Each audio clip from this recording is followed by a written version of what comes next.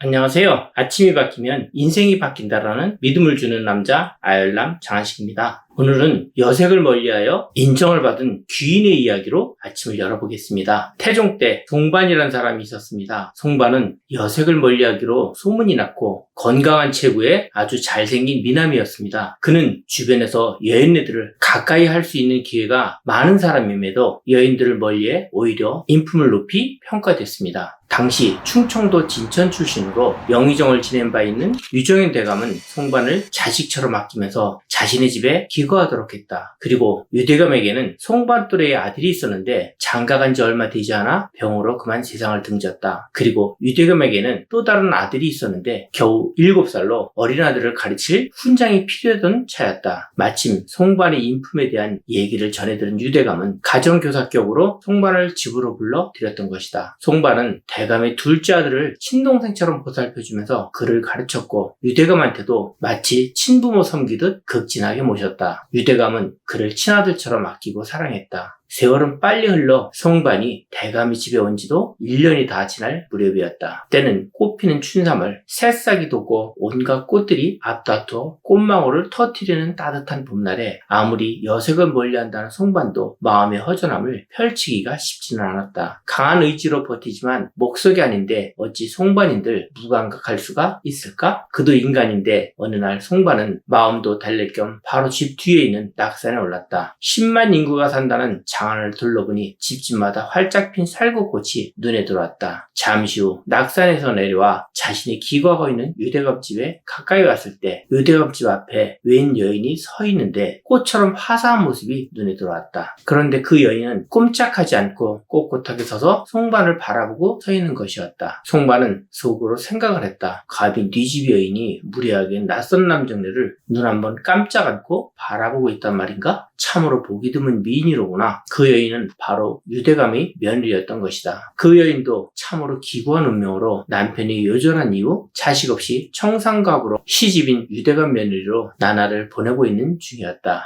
비록 한 집에 머물러 있었지만 송반은 그녀를 단 한 번도 본 적이 없었다. 남녀가 유별하고 수절을 하고 있는 여인이니 감히 서로 얼굴을 마주볼 수조차 없는 일이었고 가까이 접근하기도 쉽지 않았다. 송반은 눈길이 마주치자 재빨리 눈길을 다른 곳으로 돌려버렸다. 그러나 유대감집 며느리는 그게 아니었던가 보다. 남편이 떠난 후 차츰 송반을 흠모하는 마음이 생기기 시작했던 모양이다. 집안으로 들어온 송반은 피곤하기도 해서 일찍 잠자리 들었다. 얼마나 잤을까? 문 밖에서 녹화하는 소리가 들려 눈을 떠보니 며느리 여종인 옥란이가 문을 열고는 무언가 내미는 게 아닌가. 이 밤중에 무슨 일이오? 여종은 마님이 갖다 드리라고 했다면서 똘똘 마른 서차를 내밀고 총총히 돌아갔다. 열린 문으로 비치는 달빛을 등불 삼아 서차를 풀어보니 칠원절구의 시가 가슴 떨리게 하였다. 봄바람에 피내려 활짝 핀 꽃젖은 밤에 이 어찌 마음을 누를 것이오. 오늘 밤 당신을 맞아드릴 테니 마음 편히 오소서. 송반은 참으로 혼란스러웠다. 유대감집 과부 며느리 이 같은 기이한 행동이 온당치 못하지만 이를 나무라거나 탓하지 않고 그저 묵묵히 고개만 끄덕일 뿐이었다. 오히려 젊은 여인이 혼자 살다 보니 괴롭고 힘든 것은 당연한 일. 얼마나 외로웠으면 이렇게 시를 적어보냈을까 하며 10분 이해하면서 어떠한 반응도 보이지 않았다. 그는 예기치 못한 서찰 사건으로 인해 불편해진 마음을 달래며 며칠을 보낸 어느 날 밤잠을 청하려는데 옥란이가 또 송반을 찾아와 편지를 또 전해주었다. 여인의 마음을 그리도 헤아리지 못하시는지요. 제 청을 받아들이지 않으신다면 내 오늘 밤 자결을 할 것이옵니다. 기가 막힐 노릇이다. 도저히 가만히 있을 수 없다고 생각한 송반은 의복을 갖추고 밤늦게 여인의 방을 찾아갔다. 그리고 그녀에게 자신의 솔직한 심정을 털어놓았다. 유대감께서 자신에게 베푼 호의와 사랑을 생각하면 절대 그럴 수 없으며 인간의 도리에도 어긋나는 일이니 부디 마음을 진정하고 노여움을 푸시라며 달랬다. 그때 마침 밖에는 밤바람을 쐬며 뜰을 거닐던 유대감이 며느리 방에서 흘러나오는 남녀의 대화 소리를 듣고 며느리 방문 앞으로 가 귀를 귀를 기울였다. 밖에서 볼 때 방 안에서 두 남녀가 틀림없이 불륜을 저지르고 있는 것으로 짐작이 갔다. 더구나 믿었던 송반과 며느리가 아닌가? 유대감은 이런 괘씸한 것들이 있나? 순간 몹시 진노를 했고 당장이라도 문을 열고 뛰어들어가 요조를 내고 싶지만 잠시 참고 방에서 새어나오는 소리를 더 듣고 있었다. 계속해서 방에서 젊은 남자가 사정하듯 하는 말이 들리는데 남자는 여인의 마음을 다독이고 있으며 더구나 예의를 지켜 말하는 것이 아닌가? 유대감은 속으로 역시 송반은 여자를 함부로 탐하거나 도리에 어긋나는 일을 하지 않는 사람이구나. 유대감은 송반의 인물됨을 다시 한번 확인하게 되었다. 유대감은 속으로 칭찬하면서 조용히 자신의 방으로 돌아갔다. 이튿날 유대감은 두 사람을 자기 방으로 불렀다. 먼저 송반에게 간곡히 부탁을 하였다. 죽은 아들 대신 자신의 아들이 되어달라고 하면서 청상가부인 자기 며느리를 아내로 맞아들여 함께 살 것을 간곡하게 부탁했다. 그러나 송반은 절대 그럴 수가 없다고 몇 번이고 사양하였지만 워낙 유대감이 간곡하게 사정하는 바람에 끝내 거절하지 못하고 결국 대감의 뜻에 따르기로 했다. 얼마 후 송반은 대감의 뜻에 따라 과부 며느리와 혼례식을 치르고 정식 부부가 되었다. 유대감은 세상에 다시 없는 훌륭한 어르신이었다. 며느리 소행은 자칫 쫓겨날 만한데도 일체 불문에 붙이고 평소 훌륭한 인품을 갖춘 송반과 짝을 지어주고 송반과 며느리를 자신의 가족으로 끝까지 보듬어 준 것이다. 훗날 송반은 대도 호부사를 거쳐 병조 판서에 올랐다. 그 후에도 그가 지닌